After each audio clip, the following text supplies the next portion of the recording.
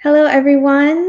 This is Sumaya Khan. I'm the outreach coordinator with Minaret Foundation, where our focus is multi-faith and civic engagement for the Muslim community. We're here today with Rabbi Stephen Morgen of Congregation Beth Yeshurun here in Houston. As you all know, Faith 101 is a series where we talk about different denominations within faith traditions, right? So here in the Muslim community, people are generally familiar with different religions like Christianity, Judaism, Hinduism, etc. But we aren't always familiar with the different denominations and sections of those faiths and the distinctions between them. So today we're going to be talking with Rabbi Morgen about conservative Judaism. And I'm going to go ahead and turn to him now. Rabbi Morgen, you want to tell us a little bit about yourself? Sure. Thank you. And thank you for inviting me on this program. So I was born in Tucson, Arizona, and I was raised in a Reform Jewish family.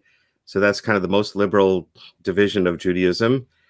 And my parents were pretty active at the temple in Tucson. So I was a pretty good student at the time.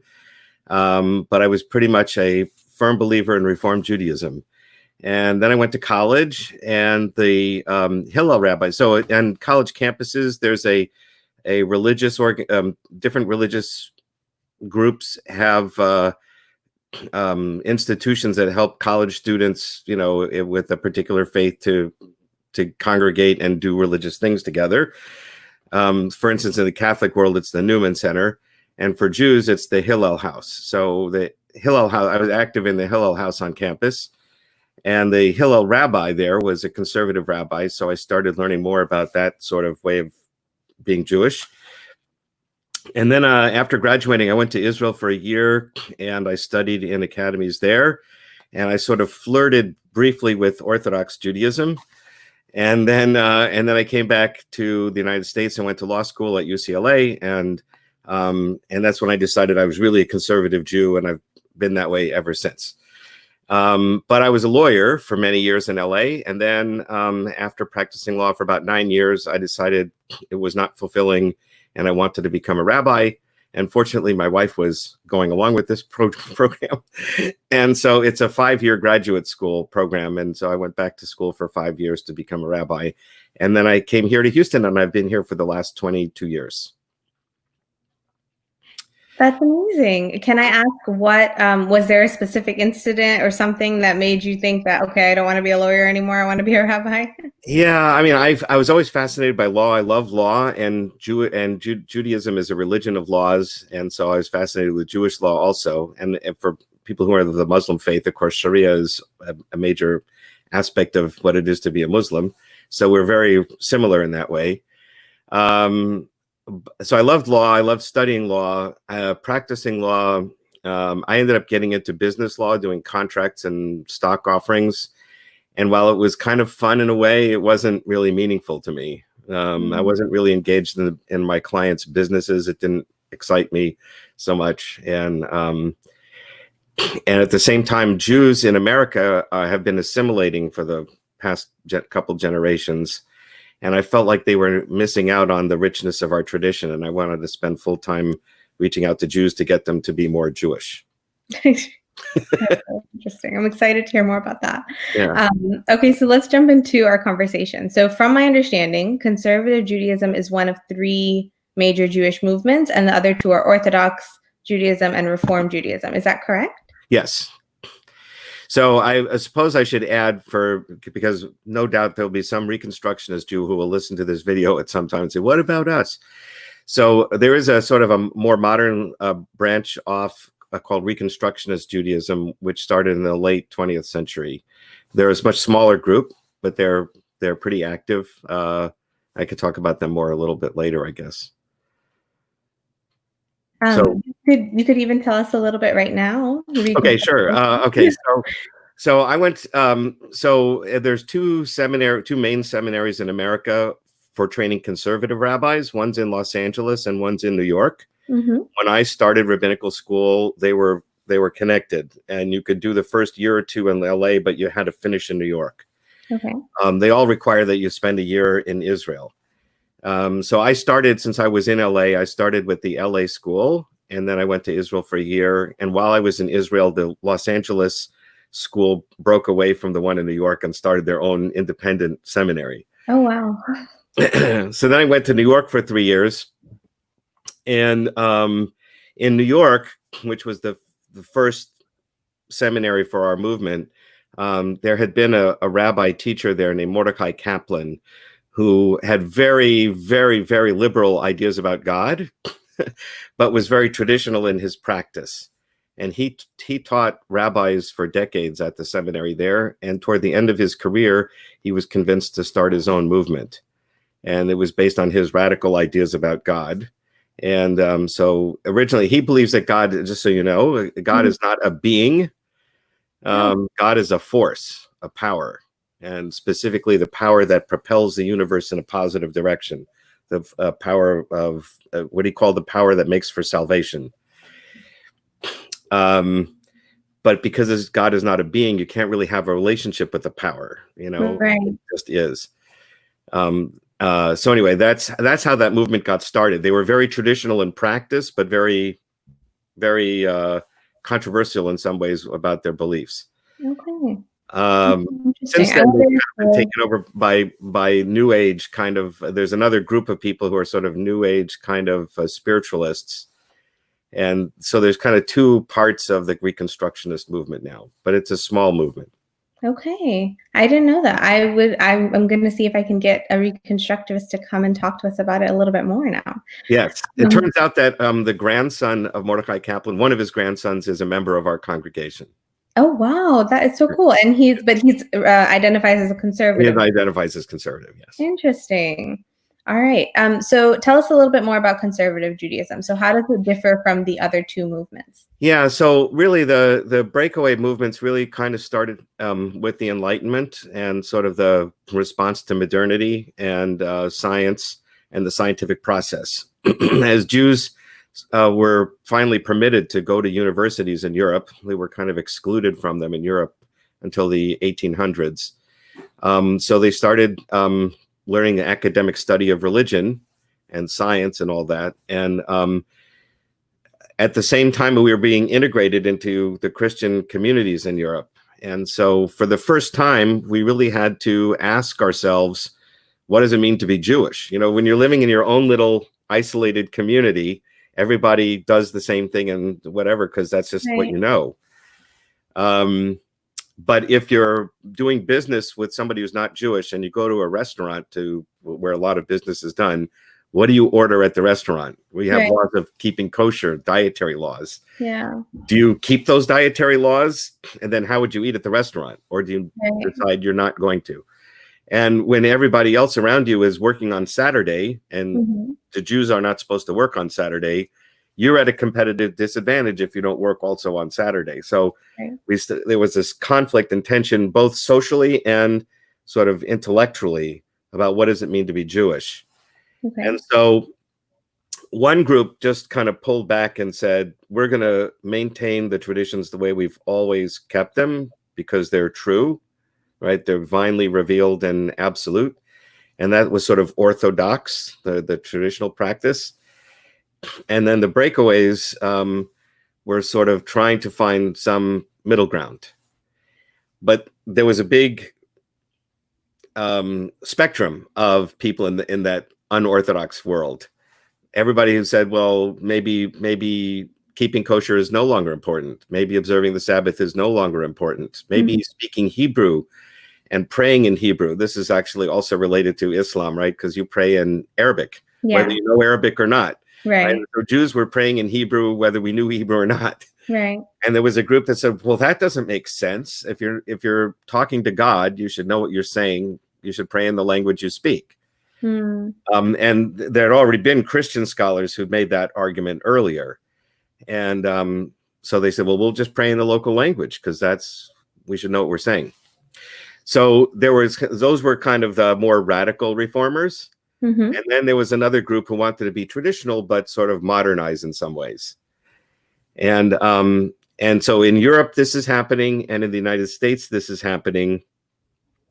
And when the Jews in the United States finally created the first seminary to train rabbis, it was formed by the sort of more radical reformers. And this, it's a funny story. 5 years after they created it, they had the first graduating class of rabbis.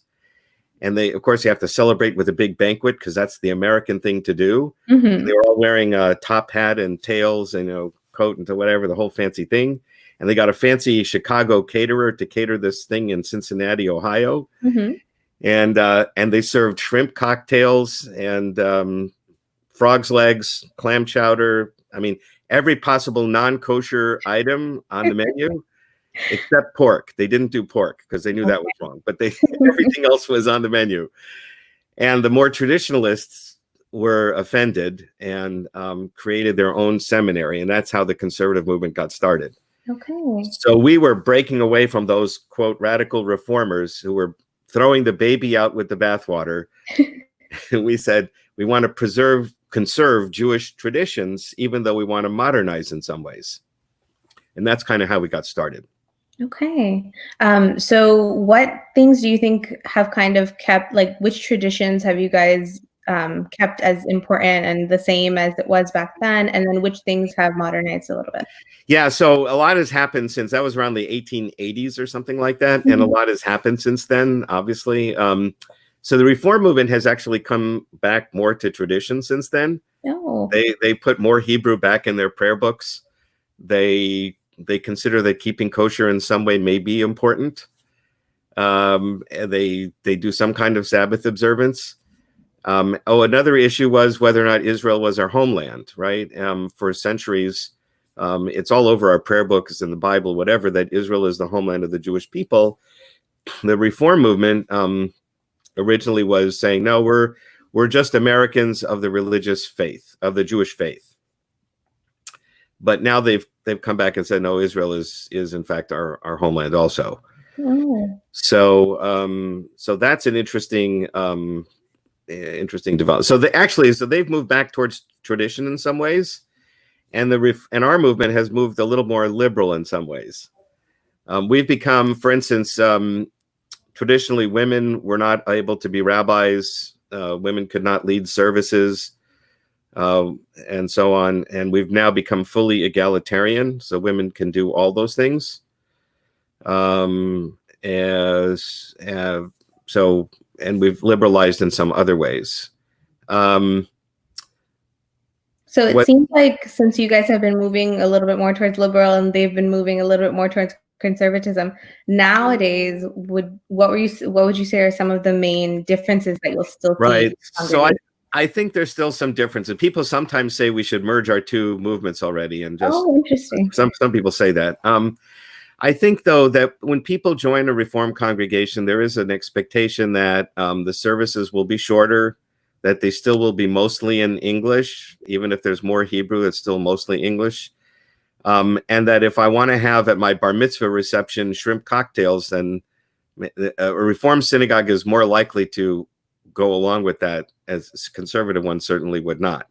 And even if it's not shrimp cocktail, there's laws about, as you know, about halal, right? So it can't just be beef. It has to be the way the animal is slaughtered is important. Right. And the same thing in the Jewish tradition. Judaism is a religion of rules, and there's a lot of rules about slaughtering the animal and treating the meat and all that. And that's what makes it kosher. It's a little more strict than halal. So we can't eat halal food because it's not, the extra steps weren't taken in the process. So a conservative synagogue will make sure that the meat is kosher meat. And a Reform synagogue may say, well, we keep biblical kosher, which means we don't eat pork and shellfish, but we don't care how the animal was slaughtered. Right. Do you mind going on a quick tangent and telling us just like the steps that are required for kosher meat? Because I know that there are steps. But sure. Right. So first of all, there's a blessing that has to be recited. I know that's the same as in halal. You have to use a very sharp knife with no nicks and a smooth blade, and you have to cut the carotid artery, the jugular vein, and the windpipe, and it has to be in one stroke. The idea is, if it's done correctly, the oxygen is immediately cut off to the brain. And since it's a sharp, smooth knife, the animal doesn't really feel the blade.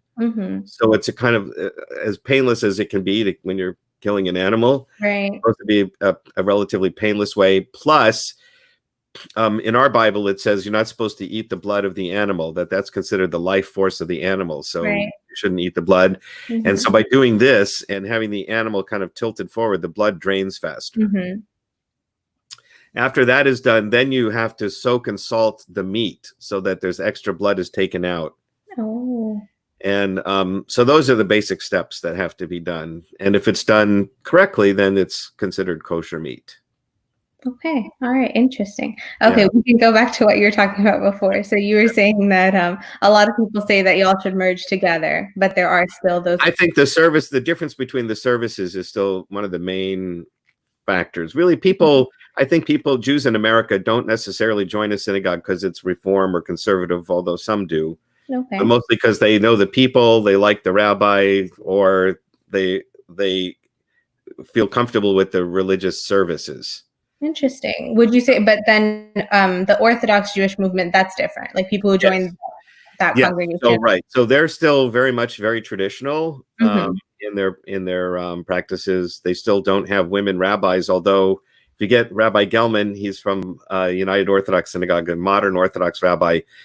There are movements to try and get women to be sort of rabbis. Okay. They can do some of the things that rabbis do, and they're Okay. trained in similar ways. Interesting. But there's still some things they can't do. Okay.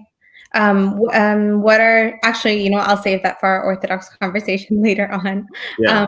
We have about 4 minutes left, so I just want to end on a more personal note.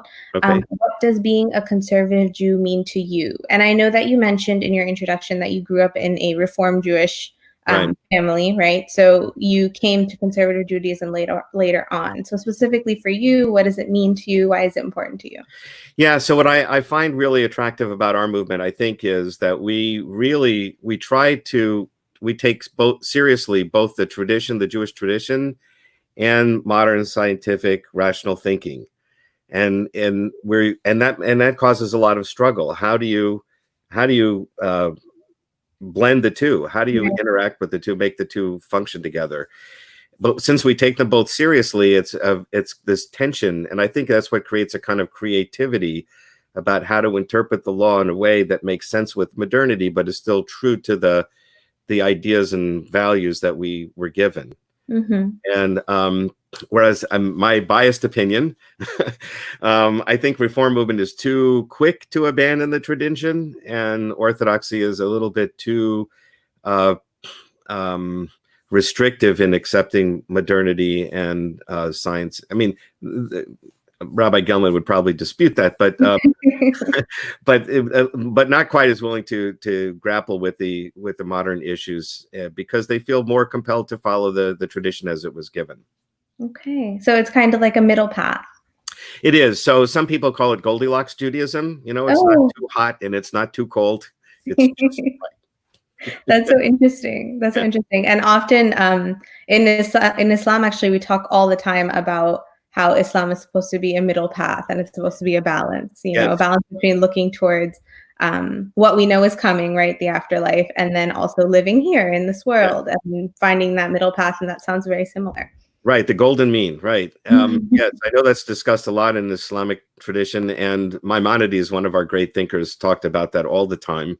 He grew out of the Islamic world in Spain, and there are many, many similarities in Maimonides' philosophy and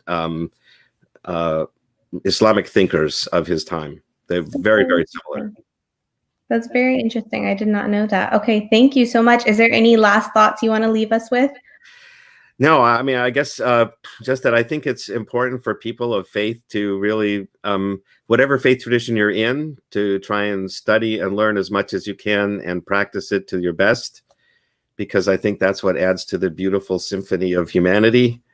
And we all bring our own special, unique talents and abilities and traditions. And I think together we can hopefully make this world a better place for everyone. That was so beautifully put. And I 100% agree with you, which is the goal of this series. And for anyone who this is the first time joining, just as a reminder, Faith 101 is a series of 20-minute just live video interviews on Tuesdays at 11 with different faith leaders here in Houston. And we talk about specific groups and denominations of certain faiths. So this has been a lovely one with Rabbi Stephen Morgen, and we will have another one next week at 11. So feel free to join us. Thank you again, Rabbi Morgen, for joining us. And I will see you guys all next week. Okay. Thank you for having me. Mm-hmm.